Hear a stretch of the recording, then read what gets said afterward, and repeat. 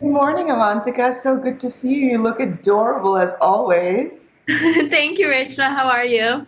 I'm good, thank you. So I got the chance to watch the movie last night, and I have to say I fell in love with you, your character, and the movie. It was very, in a way, nostalgic for me. A lot of people don't know that when I was in high school, I used to DJ, so it was a personal touch for me. Oh, that makes me so happy. I mean, it's rare to see like Indian female DJs. At least I've never met so many in person, so it's great to see like another Indian female DJ now. So tell me about this movie. I mean, of course, when you heard this script, how could you just not say yes, right? What did you think of the script? What was going through your mind at that time? Resounding yes, I really want to audition for it. I really want to go out for it. It's such an important story to tell, and especially in this day and age when representation is needed more than ever. I was just like, immediately, I really want to do this. And I was really appreciative of how authentic the script seemed to me. A lot of the experiences Ria's going through were very familiar to me. They weren't over exaggerated, and it shows Indian families in a good light. And I just truly felt really blessed to have been able to read a script like that. And I was really excited to see the movie out in the world, regardless of whether or not I would be in it. But it excited me the moment I read the script, and I really wanted to audition. You've been into the dance and the arts. You also won a competition. Did you ever try your hand at DJing before? No, never. Not prior to this experience, at least. I've always just stuck to kind of dancing and I've ventured into singing, but I think music production was something that was a little bit foreign to me.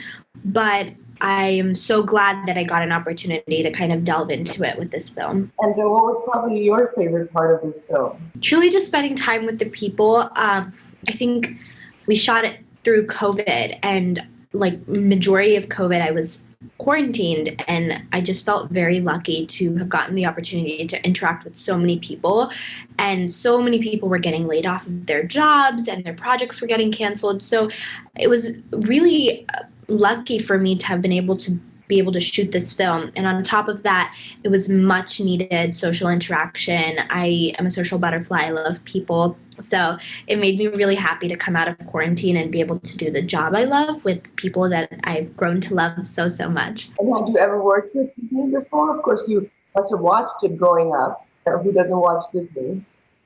Yes, I grew up watching Disney Channel, so to finally be in a Disney Channel original movie is just so bizarre.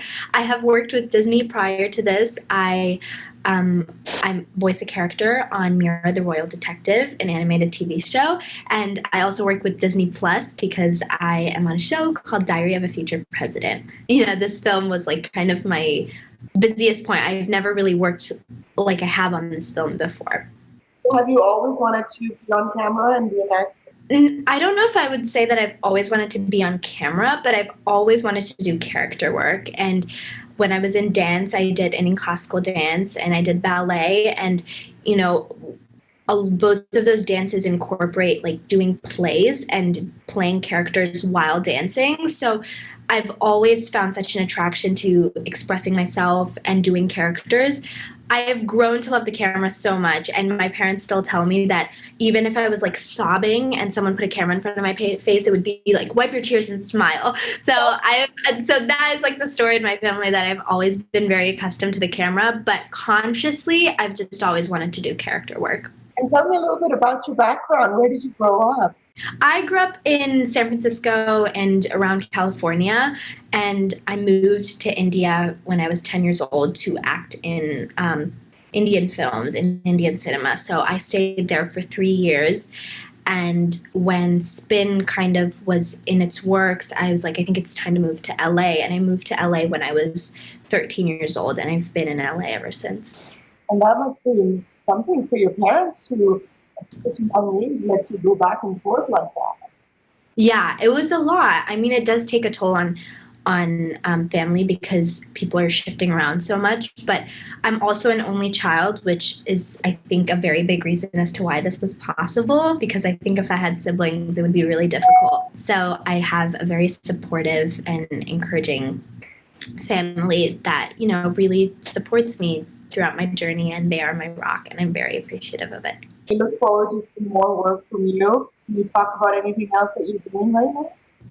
I'm currently on senior year, and I've also I'm venturing into production, and I have currently optioned a New York Times bestselling novel to produce into a movie. So that is something I'm working on as well.